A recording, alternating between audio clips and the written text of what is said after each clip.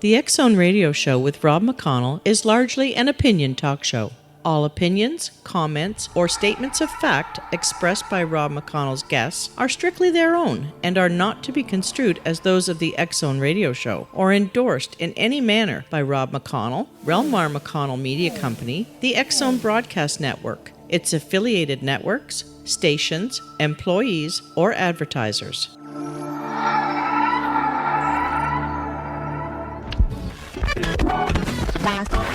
All Hit Radio.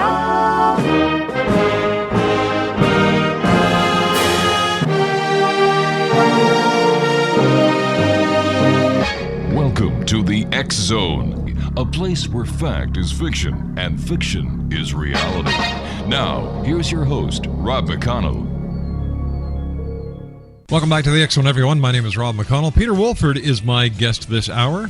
He is the author of the Genesis Grid, www.genesisgrid.co.uk.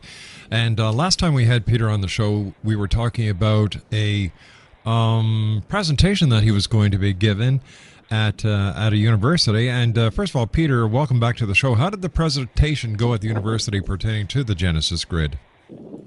Thanks, Rob. Yeah, it went very well, actually. And I chose a university, of course, because what I'm out to do is to get more academic reaction to the book. On the website, there are a number of reviews, some by academics, PhD qualified people. But I wanted to produce more of those. I wanted to get more reaction, and that's why I chose university. What was the reaction, Peter, from the people who attended, and what were some of the questions that you were asked? Very interesting. I found actually that the audience was very accepting of the discovery. In fact, I suppose when you present it in slide form over a period of 60 minutes, it has such an impact on people that even if they're familiar with the material, as several of the audience members were, they all seem to be pretty bowled over by it and seem to accept it completely, which was interesting because at least two of them were what you could call dyed-in-the-wool Trinitarians.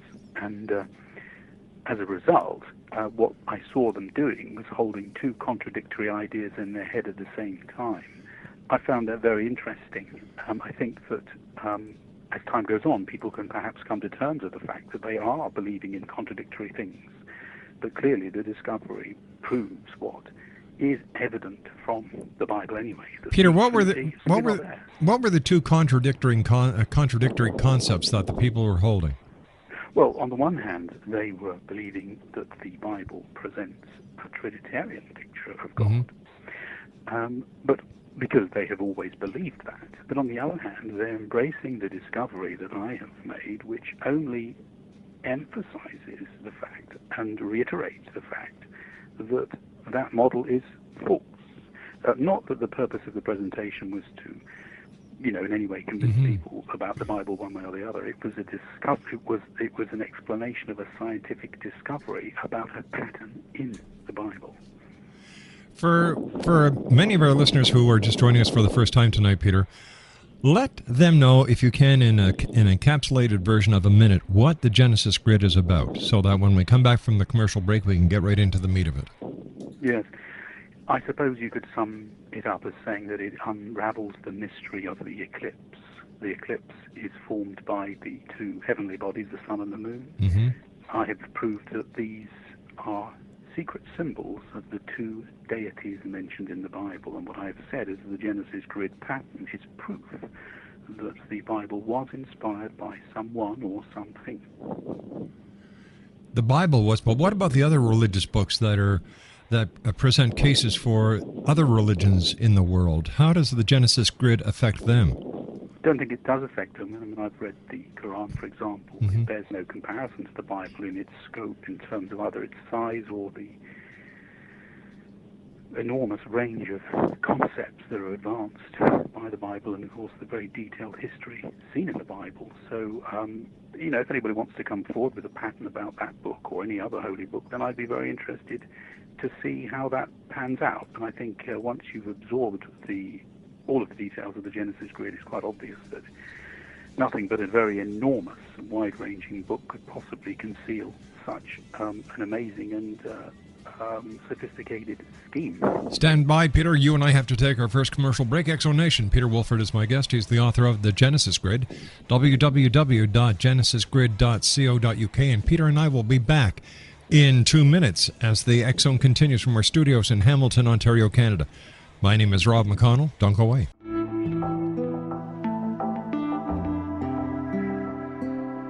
Take a step back in time and discover old Florida cuisine at Marsh Landing Restaurant in Fellsmere. Enjoy delicacies such as frog legs, gator tail, catfish, and swamp cabbage, or enjoy the more traditional cuisine like hand-cut Angus steaks, ribs, and seafood.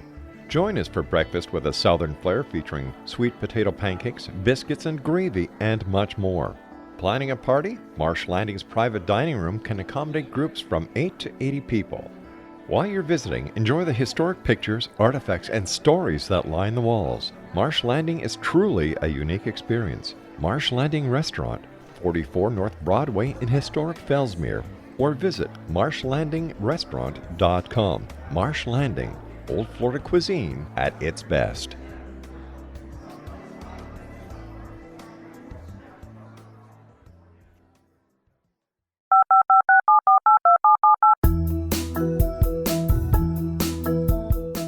Did you know that when you're on the road with limited data or Wi-Fi, you can still listen to the X-Zone Radio Show with Rob McConnell, The Science of Magic with Gwilda Wiyaka, X-1, Dimension X, Space Patrol, and every minute of the X-Zone broadcast network by calling 213-401-0080, courtesy of Audio Now. No smartphone, app, or internet needed. It saves your data plan and it's free if you have unlimited minutes.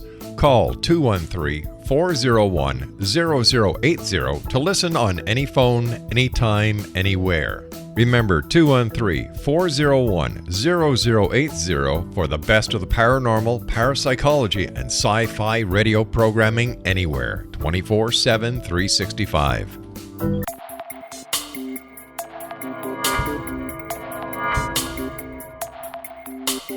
Are you interested in the paranormal, ghosts, UFOs, or psychic phenomenon? Join me, Tim Bartley, co-host of Talking to Spirits with Lightworkers Tim and Justina, coming mid-January 2017 to the XZBN. We will channel spirits live and talk to them, revealing all kinds of amazing information. Spiritual attachments will be found and removed on the show, and so much more. To find out when you can listen to Talking to Spirits with Lightworkers Tim and Justina, visit www.xzbn.net for listeners on both sides of the veil.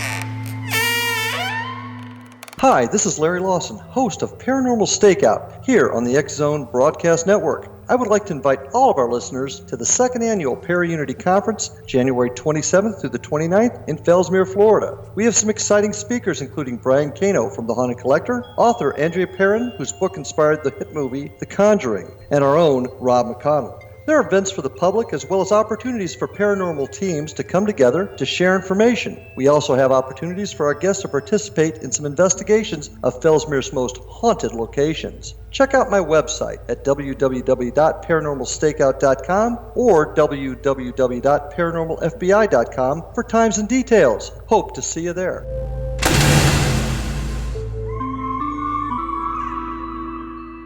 Welcome back, everyone. Peter Woolford is my guest this hour, www.genesisgrid.co.uk. And before we get back to Peter, I'd just like to say hello to all the people that I had the pleasure of meeting with and working with this past weekend at the Body, Soul, Spirit Expo that was held at the International Centre, 6900 Airport Road in Toronto. Special hello to Chandler and Brad, the organizers, and it was great working with you guys. I look forward to working with you in Calgary, in Edmonton, and in Vancouver.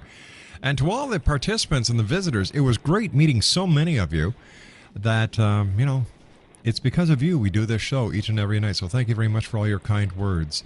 Peter Woolford is my guest, as I said, www.genesisgrid.co.uk. genesisgrid.co.uk.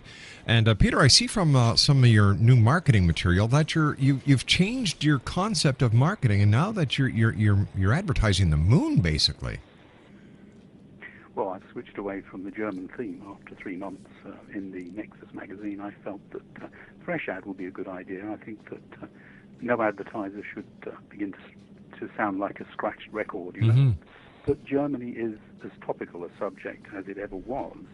The moon I've chosen because, as mentioned previously, the eclipse is really at the center of what I have discovered. And when you look at the moon, you see evidence that it could in fact be an artificial satellite. It appears to be empty. It appears to have a hollow center because NASA found that when objects fell back on the moon, that it actually rang like a bell for over 3 hours. So you're saying that the moon isn't really what we think it is, that it's actually an artificial satellite? And if it is, Peter, what's it an artificial satellite for, and what kind of evidence do you have to collaborate with your statement and your theory? Well, there are a number of books that have been written on this. I mean, there's one recent book by a couple of scientists called Who Made the Moon. Yeah, but they've never been to the moon, so how can they make these statements? Well, we have, and we've found. We have, yes, we have. NASA has been, but there, how do you take the word of somebody who's just written a book that has never actually been part of the space program, actually seen or talked to the astronauts, and come up with a theory that the moon is an artificial satellite? Well, the reason I think that it is probably true is that, firstly, the rocks scattered on the moon are in fact found to be older than the moon dust, and both have been found to be older than the Earth. Now, what astronomers are saying about the moon is that if it was a captured body, then it would have a more elliptical motion. So astronomers have been unable to explain the presence of the moon. All right, just because they can't explain the presence, Peter, doesn't mean that the moon is an artificial satellite. It just means they don't know how it happened. Yes, but I mean, I could also quote you Carl Sagan, who's dead now. But once again, he was never to the moon. He was never part of the NASA space team. No, but he was a scientist, and what he did say was that any heavenly body that was found to be hollow could hardly be expected to be a natural satellite. Once again, Peter. I'm not being dogmatic about it. No, I understand, Peter. I understand, but to come up with a statement that the moon is an artificial satellite based on what we know today doesn't mean it is so, because going back 20, 30, 40 years ago, we had mysteries at that time that we thought weren't natural, that with the advent of quantum physics and improved scientific technology, we know for a fact that they are. Yes. The point is about the moon that it does raise a number of questions for which science have no answers, and the fact that it appears to be either hollow or to have cavities within it is something that nobody has been able to come up with an explanation for. But once again, Peter, nobody has been able to prove that it is hollow and that it has caverns. Yes, but its mass is lower than you would expect for a body of its size, and the evidence is that it is not consistently solid all the way through. Its surface is most unusual. It has a very high level of heavy elements, which is the opposite way around to what you would expect from a naturally formed object. So what I'm saying to you, Rob, is that there are many mysteries about the moon, and perhaps the greatest is the fact that it does form a perfect eclipse with a view to what we see from planet Earth when we see the eclipse with the moon moving in front of the sun. That is a double coincidence. And it's a double coincidence because not only do you get that perfect match, but it falls into the round number of 400. That's to say that the diameter of the sun can contain 400 moon diameters. So that is a double coincidence. And Isaac Asimov said that this was the most unbelievable coincidence imaginable. So what I'm saying is, if everybody wants to just go on believing in coincidence, that's fine. But I have raised this as a point of interest. Okay, so tell me how this fits into the Bible, the biblical times, and into the Genesis grid. Well, what I noticed was this, that on reading a book by Ethelbert W. Bullinger, who was a theologian 100 years ago, that the two leading personalities of the Bible are tagged with the numbers 11 and 7.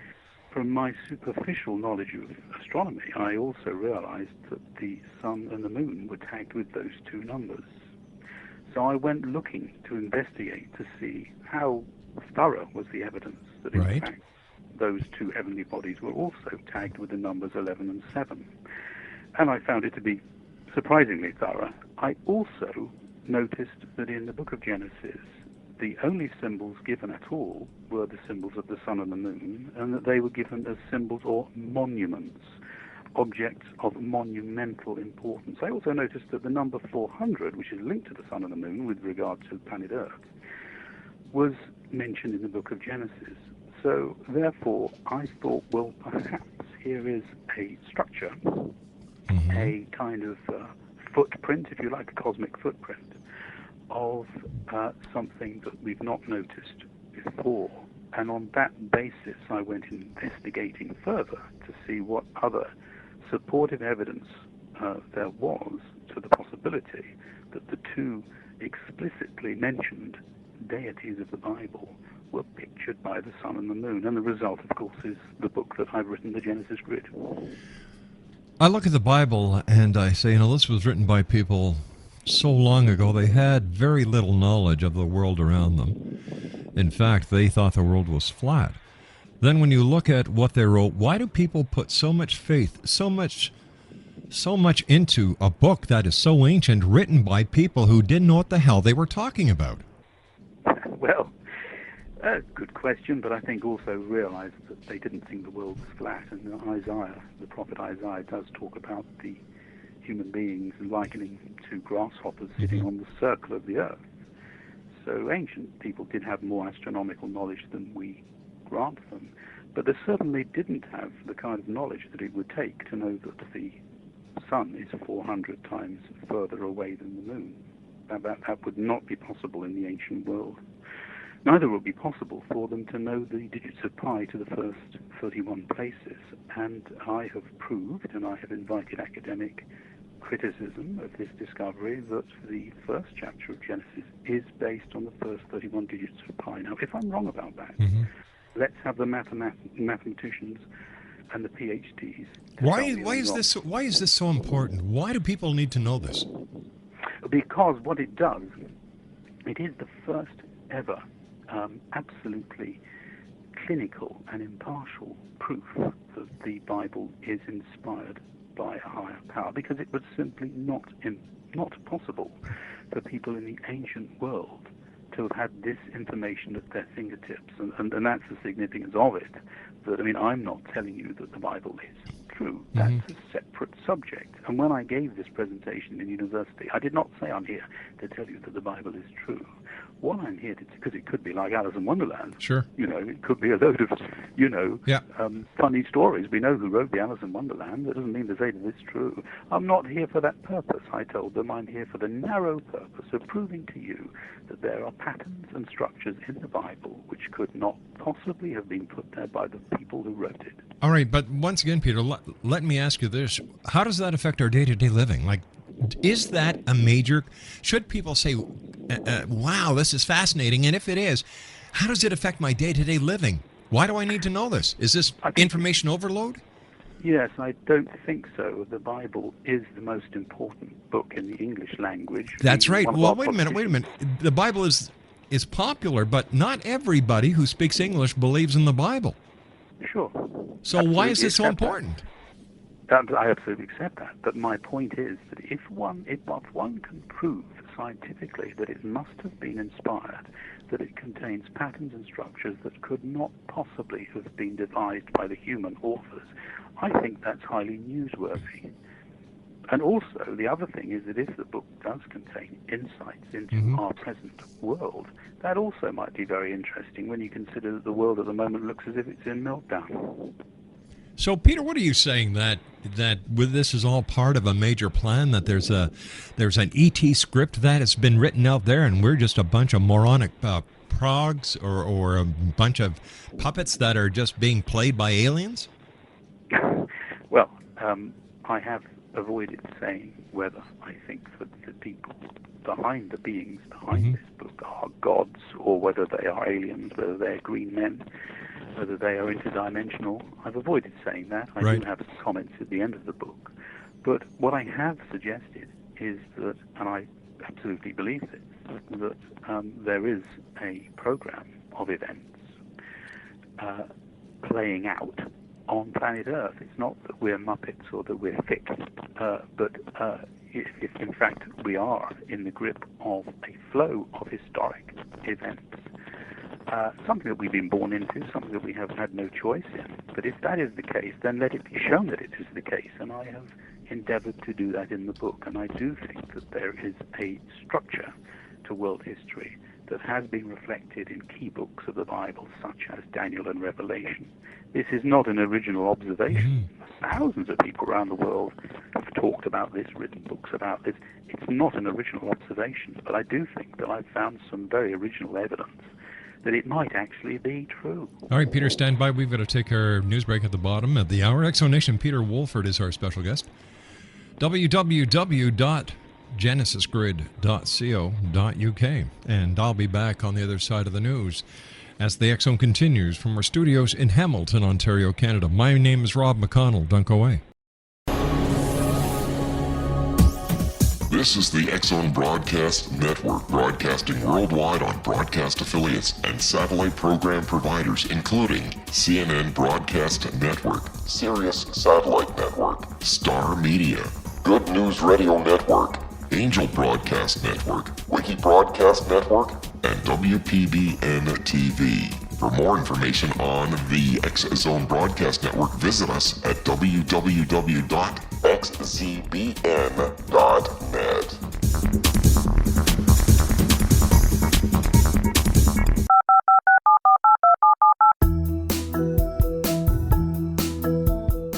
Did you know that when you're on the road with limited data or Wi-Fi, you can still listen to the X Zone Radio Show with Rob McConnell, The Science of Magic with Gwilda Wiyaka, X-1, Dimension X, Space Patrol, and every minute of the X Zone Broadcast Network by calling 213-401-0080, courtesy of Audio Now. No smartphone, app, or internet needed. It saves your data plan and it's free if you have unlimited minutes. Call 213-401-0080 to listen on any phone, anytime, anywhere. Remember 213-401-0080 for the best of the paranormal, parapsychology, and sci-fi radio programming anywhere, 24/7, 365. Welcome back, everyone. Peter Woolford is our guest to this hour. We're talking about the Genesis Grid, which has been authored by Peter, www.genesisgrid.co.uk. That's www.genesisgrid.co.uk. Peter, when we were talking earlier about the two signs, the sun and the moon, representing biblical features, who would these be? Well, the two principal personalities of the Bible are Jesus Christ and God the Father. Of course, God the Father is a New Testament personality, not mentioned in the Old Testament. But this is where notions of Trinitarianism can cause a certain amount of confusion, because people who are brought up in religious environments, which I certainly wasn't, tend to assume that that is a Bible concept. It isn't, and I think this is something that I can nail a bit harder in a future public presentation, really with a view to simply explaining clearly what the pattern that is in the Bible actually means and how it fits. The point is that if you have two great lights, if you talk about the kind of people who might teach normally in university, professors, and people who you would describe as alumni in North America, light bringers. So really it's a question of recognizing what I have produced abundant proof of, that the two heavenly lights, which we can see from planet Earth, the sun and the moon, which are both the same size in the sky, represent the two primary personalities of the Bible. All right, if the sun and the moon represent God and Jesus, what credibility does this give the Bible? You've got me totally lost now. Well, I think that what this shows is that if you then investigate, you find that the symbolism fits, because what the theologian Bullinger discovered was that the number 7 was tagged in the Bible by multiples to the name of Christ. And that similarly the number 11 was tagged by multiples to the name of the Father. And the amazing thing was that this particular expert who wrote about 100 years ago trawled the Bible and could not think of any explanation for this. The reason he couldn't think of an explanation was that he was locked into Trinitarian thinking. He couldn't see a similar pattern for what he would assume was the third personality, the Spirit, you see, the Holy Spirit. So he abandoned the search. But because I didn't have any such preconceived notion, I started with a clean sheet of paper, and I was able to show the pattern and show the structure of the grid and the fact that it does appear in the Bible. But Peter, and it is even appears twice in the first 28th verse of Genesis, for example. You know, going through the world religions, you know, the Bible isn't the only book that ever wrote or considered the sun to be God. You've got the Japanese who thought that the sun was a goddess. You've got, Romans and Grecians who thought the sun was a god. The Norse, the Hindu, the Aztec, the Incan, West African, Celtic. So what is so unique about putting God as the sun in the Genesis grid? Well, I think we have to distinguish between what we would worship as an object of a deity in itself and what could be used as a symbol. For example, if you go back to the Old Testament, you'll see that there is a story about the Israelites when they were under the control of Moses. And what happened was that a lot of snakes came into the camp and were biting people. And so Moses said, right, I've got a stick here. I'm going to wrap a snake around it, a model. He actually had a model made. And we're going to hold it up in the air. And if you look at this stick, you'll be saved. You know, you won't die. So this is what happened. They made this stick on a pole. They held it up in the air. It looks just the same as the symbol that's used today for medical treatments, in fact. Doctors have this sort of symbol, don't they, in the medical profession. But the point is that what Moses was doing in that story, he was not creating an object of worship. He was creating a symbol. And so we have to make the distinction between an object of worship and just a symbol. Now, hundreds of years after that, the Bible records that the king Hezekiah had this artifact destroyed. And he had it destroyed, even though it was probably of immense value, because people were worshipping it. So there's a difference between a symbol and there's a difference between a symbol and an object that to be bowed down to. All right, so let's take a look at that, and you know, let me see. Before Apollo was the Greek sun god, Helios held that position, and they're gods, and that's in Greek mythology. So, and then I can go on with the Egyptians. An Egyptian god shown with a solar disk. You know, you had Ra, the sun god, and he was worshipped. The Norse had the same. The Romans had the same. The Hindus had the same. Aztec, Mesopotamia. So I'm really at a loss to understand the significance of the god being the sun in Christianity, and how this proves beyond a shadow of a doubt that there is an outside force that has influenced the creation of the Bible. Well, it would prove nothing on its own, of course. The proof comes when you look at all of the supportive evidence. But so far as the sun is concerned, it was hardly surprising that people would adopt it as an object of worship. Sure. I mean, it's so prominent, it's hardly surprising. My point is that it is mentioned within the first few verses of the Bible as a monument, and the moon similarly. They're both mentioned in exactly the same vein. So when they're monuments, and when they are, according to astronomical knowledge and scientific information, they are tagged with the numbers 7 and 11 in respect of the sunspot cycle, or the 7 phases of the moon, and the fact that it has an albedo, a light-reflecting ability of 7, according to NASA. They are tagged visibly. Now, who with tagged the them? number 7 and 11. Who tagged them with these numbers? Well, I'm saying that science has shown that they are tagged with these numbers. And that corresponds with the tagging in the Bible of the two leading personalities. But these are no more than clues on which one then follows up and a greater picture emerges. And that is what I set out to explain in the book and in my presentation. So, once again, Peter, the number 7 attached and the number 11 attached, where did these numbers get attached, and who did it, and when did they do it? Well, that's the whole point of the book. What I'm pointing out is that it would appear that we have astronomical signs in the skies that are beyond coincidence.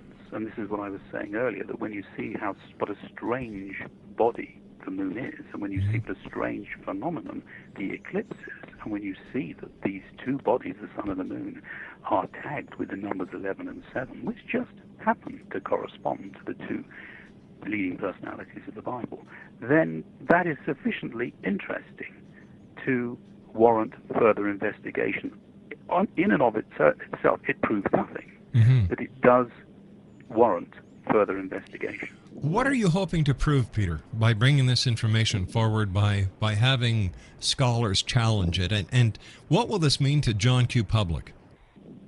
Well, all I'm actually doing is making available an important discovery. The fact that I've made this discovery, as far as I'm concerned, is purely random, but it is too important to leave it unpublished. It is too important to leave it unpresented. And I thought that after 2 years of putting this information in the public domain and collecting a few reviews from academics and others, business people, that it was time to have another little push and see what further reaction I could get. Because at the end of the day, Bob, I say to you what I say to any scientist: you show me where this pattern is wrong. You show me where the logical step is missing, where the false premise or the false assumption is made, and I will give you a cash prize of £1,000.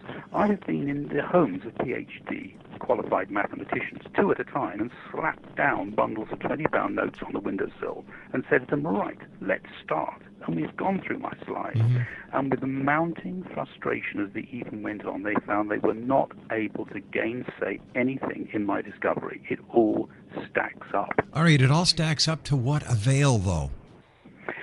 Well, in a way, am I really responsible to have to explain that? Do I have to tell you why the Bible exists? But you're the How one. would I You're know? the one How who's. would I know? See, what you've done is you've brought out this, saying this is an important discovery. So tell me why it's important.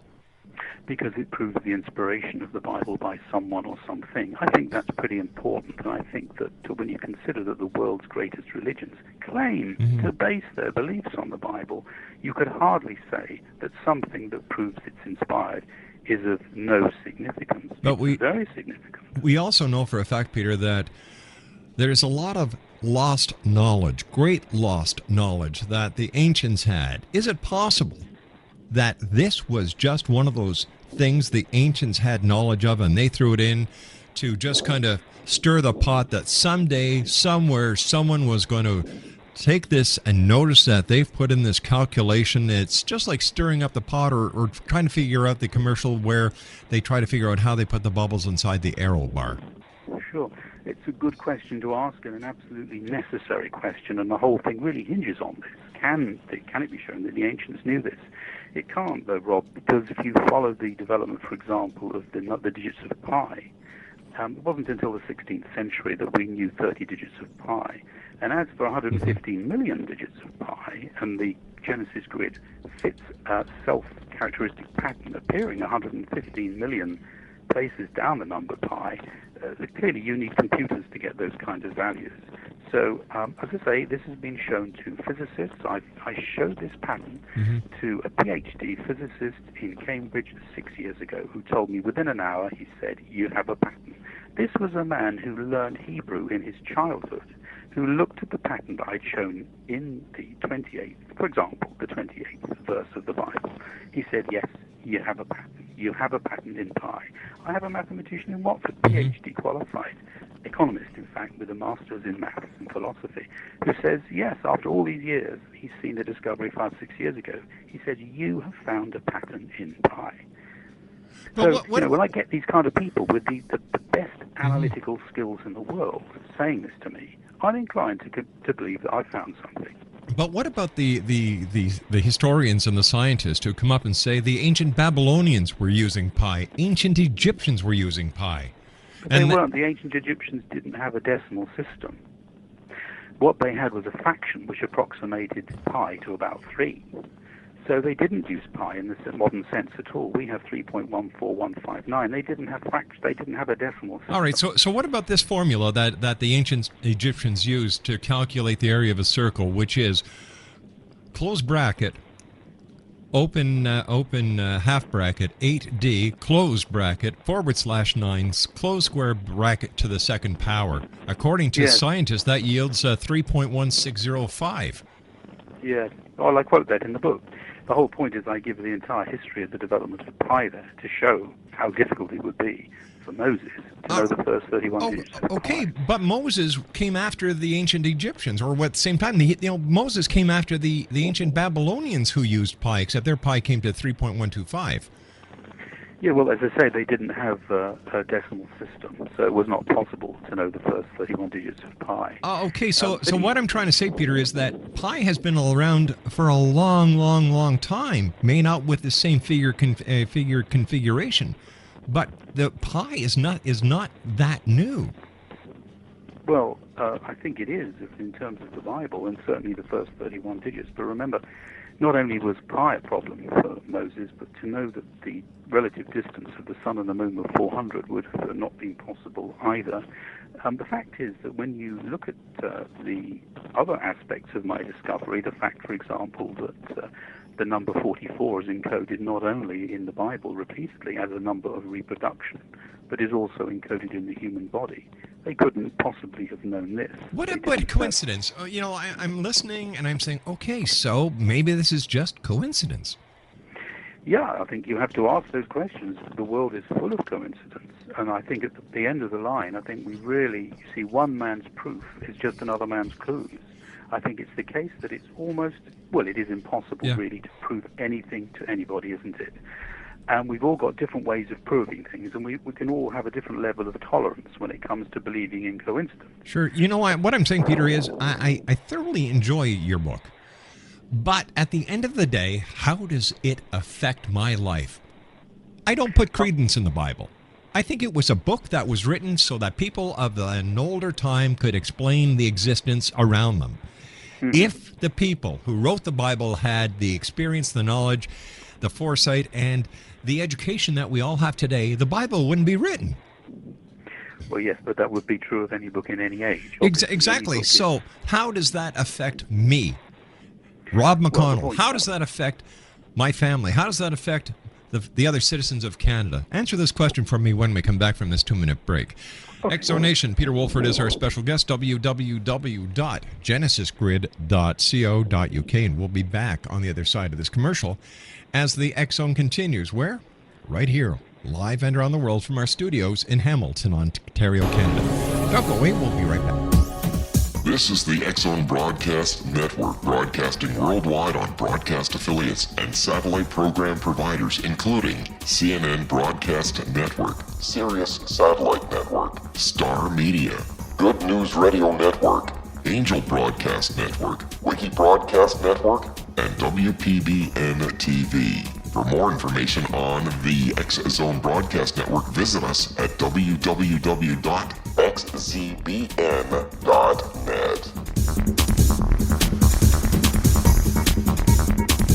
19 Sergeant Central. 19 Sergeant check. Officers on the scene. Hi, I'm Larry Lawson, host of Paranormal Stakeout. With over 36 years in law enforcement, I have learned a few things. The most important is the proper gathering and preservation of evidence is vital to putting the bad guy behind bars. It's no different in the world of paranormal investigation. Whether it's the search for the afterlife, cryptozoology, UFOs, and extraterrestrials, how we gather the evidence, preserve that evidence, and present it to a jury of our peers will make the ultimate difference in proving the existence of worlds and entities that are beyond our imagination. Join me, Larry Lawson, every week on Paranormal Stakeout when, along with my guests, we'll take a journey to prove with indisputable evidence what man has struggled to believe for centuries. Go to xzbn.net for the broadcast schedule and check me out at paranormalstakeout.com.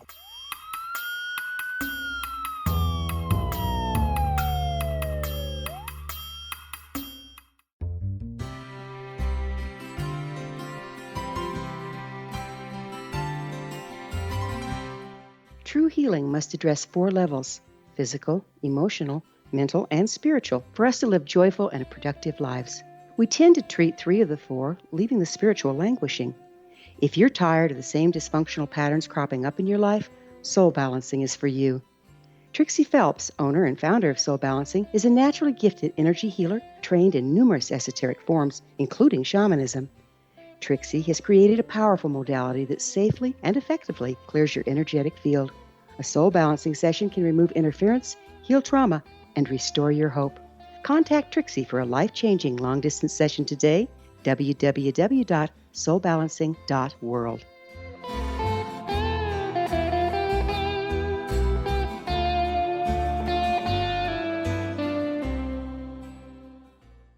Peter Woolford is my guest. www.genesisgrid.co.uk. That's www.genesisgrid.co.uk. Peter is the author of a great book. I really enjoy reading the Genesis Grid. It has a lot of valuable information in it that begs you to ask many more questions. But Peter, as I said before we went to the commercial break, how does the Genesis Grid affect my daily life? I think in this way that everybody is very concerned, and I'm sure this is true of people in Canada, about what is happening in Europe. In fact, what's happening in Europe is so serious that it's blown the Middle East completely off the scales of interest. I mean, we hardly ever hear anything about the Middle East now, because Europe is so preoccupying everybody's minds and worrying everybody. What's going to happen next? Every day brings another horror of, imminent bank collapse. Well, I must be honest with you. In today's news, Europe wasn't spoken about once. It was Syria was our major story here, and rightfully so. But as far as what's going on in Europe and the economy, nothing. Absolutely nothing. But the whole world economic system is threatened by it, in fact. And the point about Europe is this, that as I've said in the book, I have shown, and it's not an original observation, that the major empires of the world have been catalogued by a kind of skeletal structure of world events mapped out in the Bible a long time ago in the book of Daniel and Revelation. And it can be clearly shown by counting that the 5th in a series of 7 resurrections of the Holy Roman Empire in Europe was Napoleon. That was the 5th. The 6th was the Hitler-Mussolini Pact. And the 7th is what you see forming today. So this certainly will affect everybody in the world, including those in Canada. Well, I certainly think that the major story in Europe is the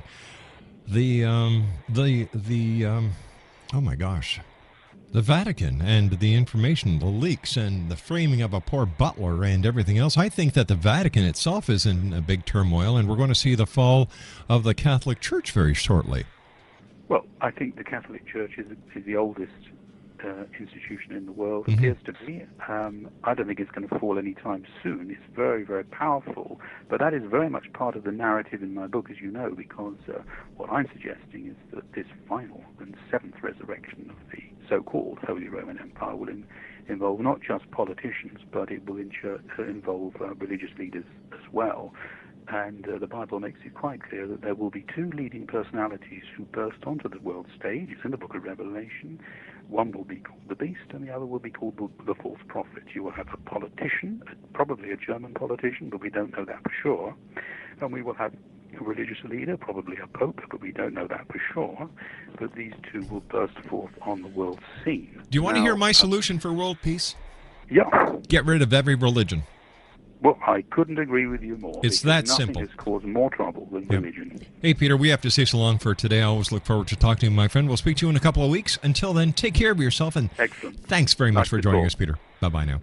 Thank you. Bye-bye. Peter Woolford has been my guest this hour. www.genesisgrid.co.uk. That's www.genesisgrid.co.uk. And we apologize for the quality of that call. There was a problem with the transatlantic lines.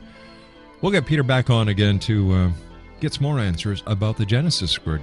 X-Zone Nation, I hate to say it. Actually, no, I don't hate to say it, but in my opinion, you want world peace? Get rid of religion. We've outgrown it. We don't need it. This is where the problem is. People think religion outweighs everything else, which it really doesn't. I'll be back on the other side of this news break. Don't go away.